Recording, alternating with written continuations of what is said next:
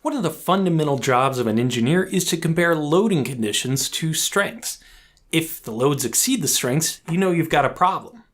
Buildings and other structures face a huge variety of loading conditions, including floods, snow, rain, ice, earthquakes, and crowds of people. One of the most interesting forces faced by civil structures is the wind.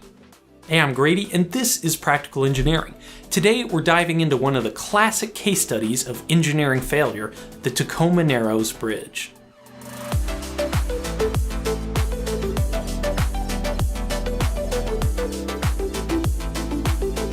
This video is sponsored by the Great Courses Plus. More on that later.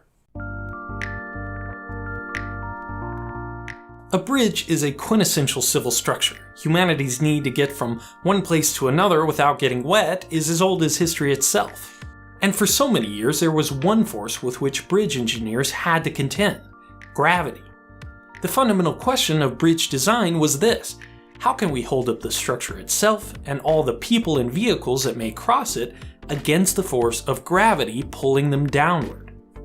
And secondary to that, how can we do it economically, for the least cost to the public, since most bridges are funded by the taxpayer? So over time, bridge designs evolved with our understanding of structural engineering and ability to create better construction materials into lighter and more efficient shapes, one of those shapes being the suspension bridge.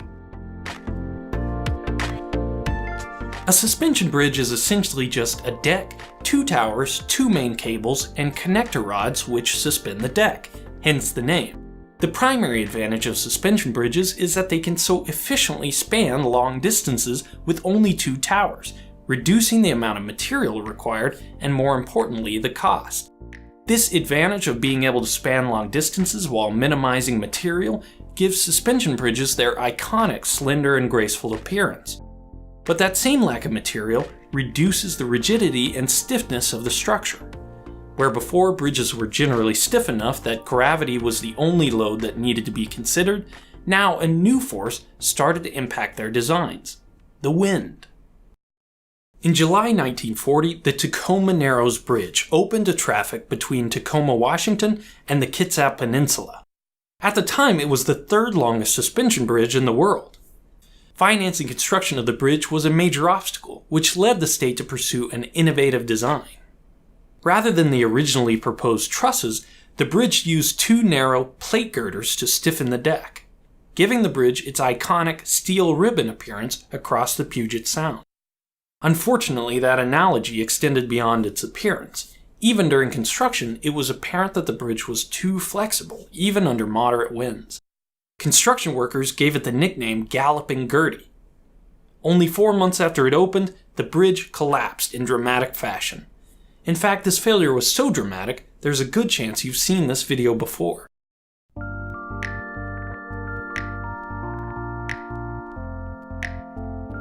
So what's happening here? You've probably heard of resonance, which is where a periodic force syncs up with the natural frequency of a system. The classic example is a swing. With resonance, small periodic driving forces, like pushing someone in a swing, can add up to large oscillations over time because energy is stored. In the case of wind-induced motion, the periodic driving force comes from an effect called vortex shedding. This is where fluid flowing past a blunt object oscillates as vortices are formed on the backside. When these alternating zones of low pressure occur at a frequency near the natural frequency of the structure, even small amounts of wind can lead to major oscillations. This is why some chimneys are equipped with helical vanes to create turbulence and break up the vortices. The day of its failure, the Tacoma Narrows Bridge did experience resonance from vortex shedding. You can see this in the vertical undulations for which the bridge was famous. But this resonance isn't why it failed. About 45 minutes before failure, a different kind of oscillation started.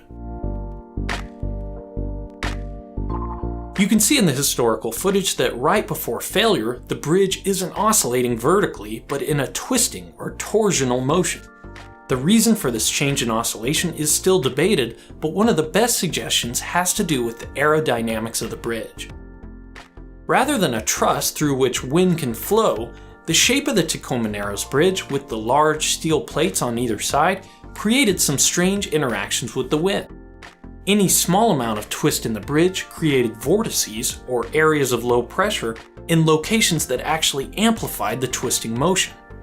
Each time the bridge returned to its natural state, its momentum twisted it in the other direction, where the wind could catch it and continue the cycle. This phenomenon is called aeroelastic flutter. It's the same reason that a strap or sheet of paper vibrates in the wind. It's a completely separate mechanism than resonance from vortex shedding because the periodic forces are self-induced from the naturally unstable aerodynamic shape of the bridge. This flutter eventually created too much stress in the suspension cables, and the bridge failed.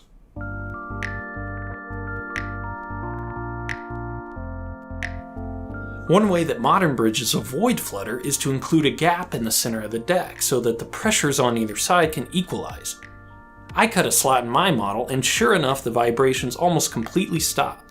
Another option is just to make the bridge deck more aerodynamic to avoid creating vortices that push and pull on the structure. Of course, bridges aren't the only civil structures affected by the wind.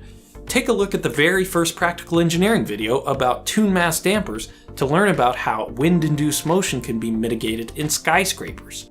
For a simpler example, take a look outside at just about any high-voltage power line. You might notice small devices hanging near the insulators at each pole. These are stock bridge dampers that help suppress wind-induced vibration on long cables and signs. And of course, other types of engineers contend with flutter as well. I've heard that airplanes are designed for wind loads, but I can't confirm it. These days, we have a much better understanding of the variety of loading conditions that can be faced by bridges and other structures, but much of our current understanding has come from failures of the past. The case of the Tacoma Narrows Bridge is a well-known cautionary tale that's discussed in engineering and physics classrooms across the world.